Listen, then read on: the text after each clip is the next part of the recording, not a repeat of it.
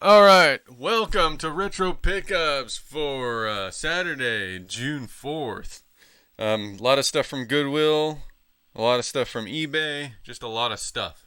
Okay, so first I'll show off this, I'll show off the Goodwill pickups.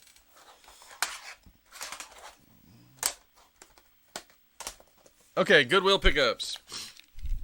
I got a Mad Catz Gamecube Controller. This was $3 at Goodwill, so I had to grab that since I don't have a ton of GameCube controllers. I do have two GameCube controllers, but they're not officially licensed controllers. They're AliExpress knockoffs. So this is a third-party Mad Catz controller, an actual controller from the era. The controller thumbstick, the rubber is worn off of that, so I'll have to see if I can fix that. I have not tested that, but it feels pretty good. It needs to be cleaned up a little. But Mad Catz, it's a big brand in accessories back in the day, so I got a Mad Catz third-party GameCube controller. There's that. Next is some video games I picked up at Goodwill. First is a Windows 98 PC game, Need for Speed Hot Pursuit 2. This game got really good reviews in the day, so this is Windows 98. Very good condition, complete in box with manual. Need for Speed 2 for Windows. Picked up some Xbox 360 games. Found this at the Goodwill for $5. Gears of War triple pack. Now you may be thinking, oh good, Gears of War 1, 2, and 3 all in one. No, that's not actually what this is. They call it a triple pack, but it's Gears of War 1 and Gears of War 2 plus a Gears of War 2 expansion of some kind. So that's why it's a triple pack, because you get some DLC. That's part of it. But anyway, it's got two discs, disc 1, disc 2, complete in box with manual, $5 at Goodwill. Gears of War. That's everything from Goodwill, so I'll show off some other things. I picked this up, two things up at a local retro game shop called Retro Shark. It's called Retro Shark Games, I think. Anyway, I picked up Dragon Warrior. Hey, Matt's Game Room, welcome in. How you doing? Dragon Warrior for the original NES. Yeah, everybody knows Dragon Warrior. See, this game is actually really cheap, even though it's a really good game and very desirable. But the reason it's cheap is because Nintendo Power gave these away for free. If you subscribe to Nintendo Power, you got Dragon Warrior for free. So there's a ton of them out there. They're not very rare, so they're not very expensive. This was $10 at the Retro Game Store. So be playing that someday. It's one of those very difficult games, though. The next game I picked up at Retro Game Shark is a very underrated game. This is a very underrated game. It's for the original Xbox. Has anyone ever heard of Advent Rising? Can you see that? There we go.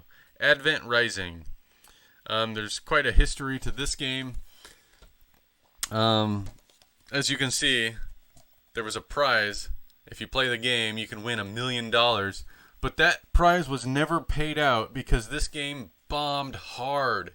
This was actually the last game developed by a company called Majesco, because it bankrupted the company. They put all of their money into this game.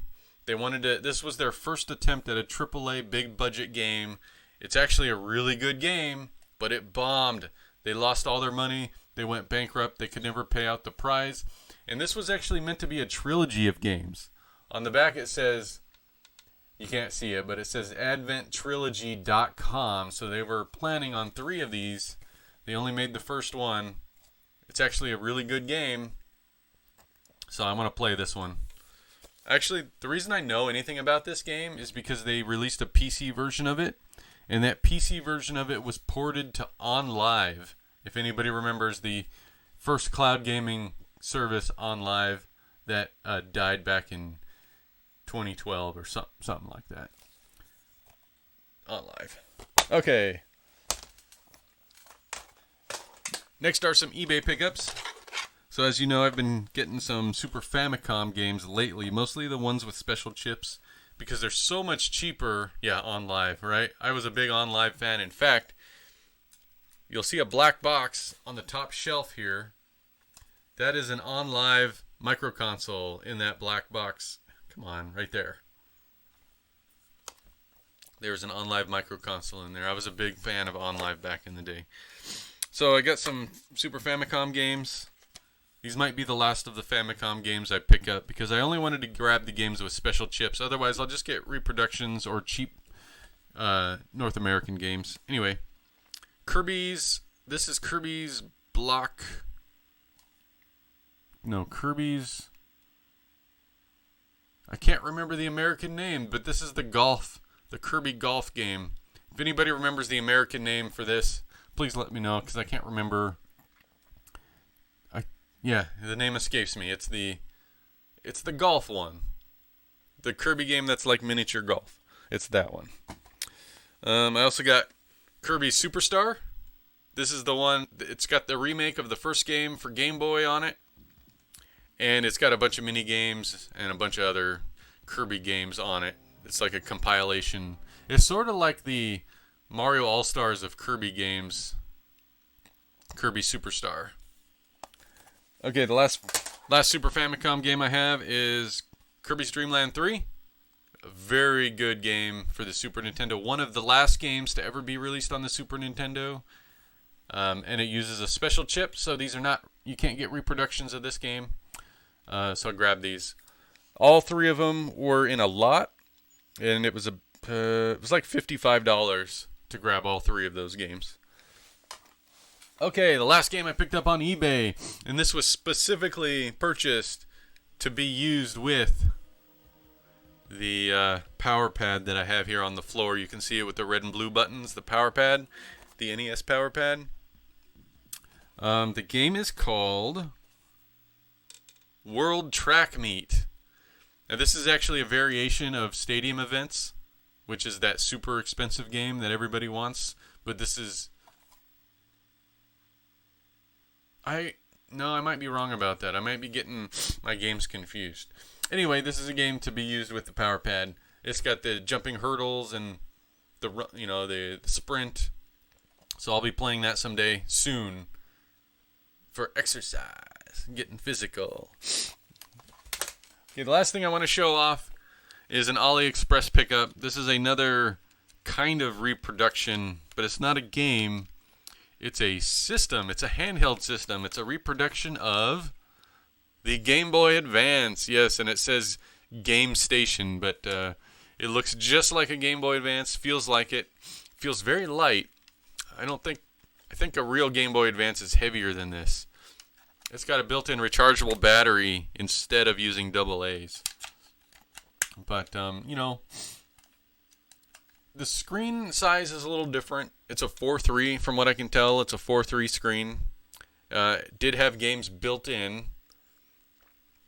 And it plays Game Boy Advance games. It has Genesis games and NES games built in, but mostly wanted this for Game Boy Advance. Oddly, it does not play Game Boy games as far as I can tell. I might stick some Game Boy games on here just to see what happens.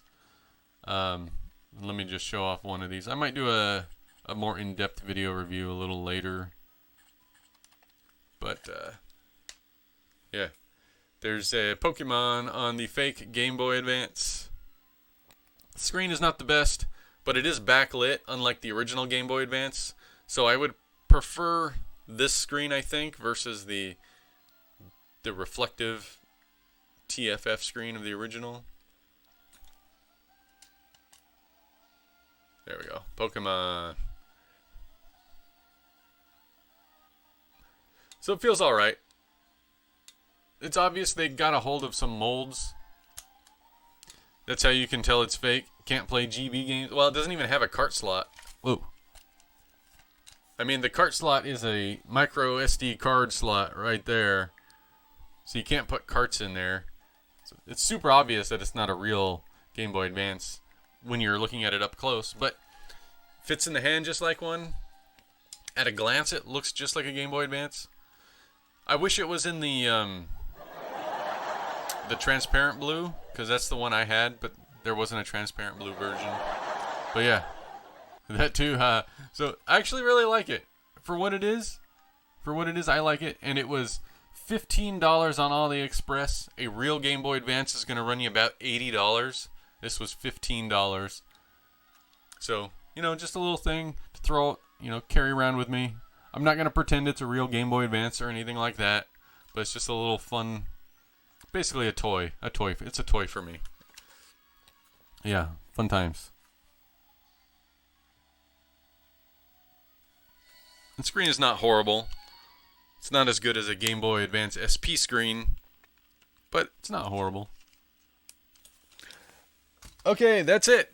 That's Retro Pickups for the week. Thank you for joining me. Like and subscribe to my YouTube channel, please, and I will bring you more retro pickups, plus other little things that I post here and there on my YouTube channel. All right, guys.